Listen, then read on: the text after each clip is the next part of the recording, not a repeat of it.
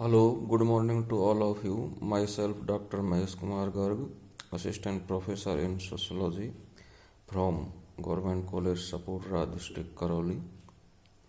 आज हम समाजीकरण का जो टॉपिक चल रहा था उसी क्रम में समाजीकरण के प्रमुख अभिकरण अथवा समाजीकरण की प्रमुख संस्थाओं का अध्ययन कर रहे हैं। मानव के समाजीकरण की प्रक्रिया बड़ी लंबी एवं जटिल है। इस कार्य में अनेक संस्थाओं एवं समूहों का योगदान होता है। ये संस्थाएं समय समय पर विभिन्न बातें सिखाती हैं। कभी तो ये एक दूसरे की पूरक एवं सहयोगी होती है, तो कभी परस्पर स्वतंत्र एवं संघर्षकारी।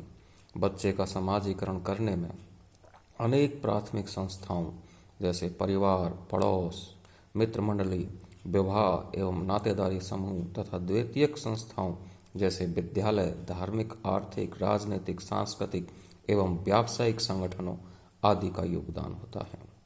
यद्यपि इन संस्थाओं एवं समूहों से जितना अनुकूलन करता है, समाजीकरण भी उतना ही सफल माना जाता है।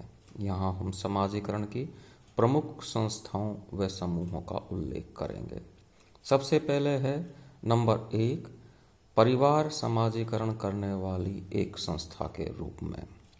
समाजीकरण करने वाली संस्थाओं में परिवार सर्वाधिक महत्वपूर्ण है, क्योंकि बालक परिवार में ही जन्म लेता है और सर्वप्रथम परिवार के सदस्यों के ही संपर्क में आता है। परिवार में ही उसे समाज के रीति रिवाजों, लोकाचारों, प्रथाओं एवं संस्कृति का ज्ञान कराया जाता है। समय और महत्व की दृष्टि से परिवार समाजीकरण करने वाली प्राथमिक संस्था है। बच्चा यदि मूल परिवार का सदस्य है तो उसे 4 प्रकार की भूमिकाओं का ज्ञान होता है। वे है पति, पिता, पत्नी, माता, पुत्र, भाई और पुत्री, बहन। चूंकि परिवार एक सार्वभौमिक संस्था है, अतः विश्व के सभी समाजों में समाजीकरण की वह आधारभूत संस्था है। जेल्डिच ने 56 समाजों का मानव शास्त्रीय अध्ययन करके समाजीकरण में माता एवं पिता की भूमिका का पता लगाया। सभी समाजों में पिता साधक नेतृत्व, इंस्ट्रूमेंटल लीडरशिप, और माता भावात्मक नेतृत्व, एक्सप्रेसिव लीडरशिप प्रदान करते हैं। साधक नेता के रूप में पिता ही खेत एवं व्यवसाय का मालिक होता है। आखेट में अगुवा होता है। सभी शिकायतें उसी के पास आती है। वही उनका निर्णय करता है और बच्चों को दंड देता है, उन्हें अनुशासन एवं नियंत्रण में रखता है। परिवार में माता बच्चे के लिए भावात्मक भूमिका निभाती है।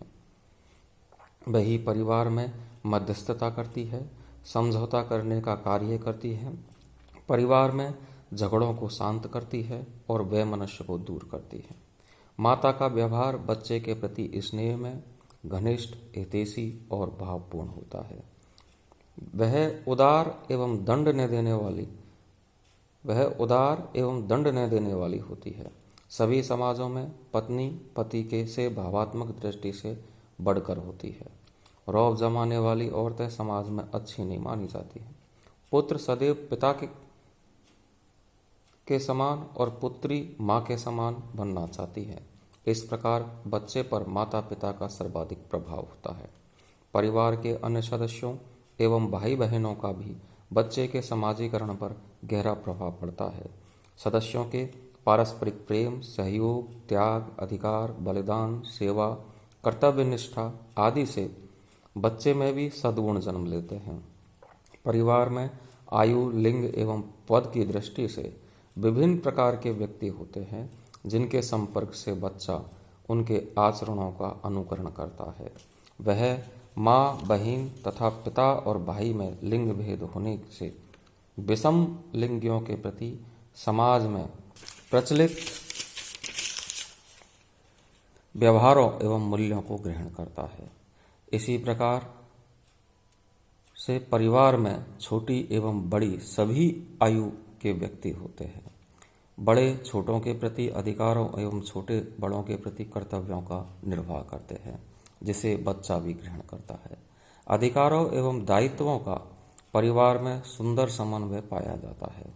परिवार का सहयोग एवं भावात्मक पर्यावरण बच्चे के व्यक्तित्व निर्माण में महत्वपूर्ण भूमिका निभाता है। अनेक महापुरुषों के उदाहरणों से स्पष्ट है कि उनके महान बनने में परिवार का प्रमुख हाथ रहा है। परिवार में बच्चा जो कुछ सीखता है उसे पुनः गुड़ियों के खेल के दौरान प्रकट करता है। माता पिता जब उसकी क्रियाओं को अनुरूप पाते हैं तो उसे स्नेह से पुरस्कृत करते हैं और विपरीत क्रिया करने पर डांटते हैं। पुरस्कार एवं दंड के आधार पर बच्चा उचित एवं अनुचित में भेद करना सीखता है। उसमें नैतिकता के भाव पैदा होते हैं और वह सही कार्यों को ग्रहण करता है। परिवार में बच्चा जो कुछ सीखता है वह उसके जीवन की स्थायी पूंजी होती है। परिवार के सदस्यों में से ही वह किसी को अपना आदर्श मॉडल चुन लेता है और अपने व्यवहार को उसी प्रकार बनाने का प्रयास करता है। भाषा का प्रयोग भी बच्चा परिवार में ही सीखता है। परिवार में भिन्न भिन्न स्वभाव एवं रुचि वाले व्यक्ति होते हैं। बच्चा उन सभी के साथ अनुकूलन करना सीखता है। अनुकूलन के दौरान उसमें सहिष्णुता का गुण पैदा होता है। परिवार में सबसे छोटे होने के कारण शिशु को दूसरे के व्यवहारों को सहन करना पड़ता है। इससे उसमें सहनशीलता पैदा होती है जो एक महत्वपूर्ण सामाजिक गुण है। छोटा होने के कारण उसे बड़ों की आज्ञा का पालन करना पड़ता है। इससे उसमें आज्ञाकारिता का गुण पैदा होता है। परिवार में ही बच्चा खान पान, वस्त्र धारण करने, अभिवादन करने, पूजा पाठ एवं आचरण के अन्य नियमों को सीखता है। पारिवारिक आदर्श और मूल्य बच्चे के भी आदर्श और मूल्य बन जाते हैं। परिवार ही उसे आदर्श नागरिक का पाठ पढ़ाता है। वही उसमें प्रेम, त्याग, बलिदान, सहयोग, दया, क्षमा, परोपकार, देश प्रेम, सहिष्णुता, आज्ञाकारिता, अनुकूलन आदि गुण भरता है। इसलिए ही कहा जाता है कि परिवार शिशु की प्रथम पाठशाला है। बच्चा परिवार का ही प्रतिरूप होता है, किंतु परिवार का बच्चे के समाजीकरण पर विपरीत प्रभाव भी पड़ता है। यदि परिवार विघटित है, माता पिता में अनबन एवं तनावपूर्ण संबंध है, माता पिता या भाई बहन अपराधी व्यवहारों में संलग्न है, तो बच्चे पर विपरीत प्रभाव पड़ता है। बाल अपराध एवं अपराध से संबंधित अनेक अध्ययन इस बात की पुष्टि करते हैं कि माता पिता व भाई बहन अपराधी है तो बच्चा उनसे अपराधी प्रवृत्ति शीघ्र सीख लेता है। कई अपराधी विघटित परिवारों के सदस्य पाए गए जिन्हें बचपन में माता पिता का स्नेह नहीं मिल सका और जिनकी शिक्षा दीक्षा उचित प्रकार से नहीं हुई है। टर्मन का तो मत है कि केवल वे ही बच्चे विवाह को सुखपूर्वक बना सकते हैं जिनके माता पिता का पारिवारिक जीवन सुखी या संयमी व सुखी था। असंयमी व झगड़ालू माता पिता का बच्चों पर बुरा प्रभाव पड़ता है। पति पत्नी की एक दूसरे के प्रति अनुदारता, घृणा अथवा असहयोग का बच्चों पर अस्वास्थ्यकर प्रभाव पड़ता है।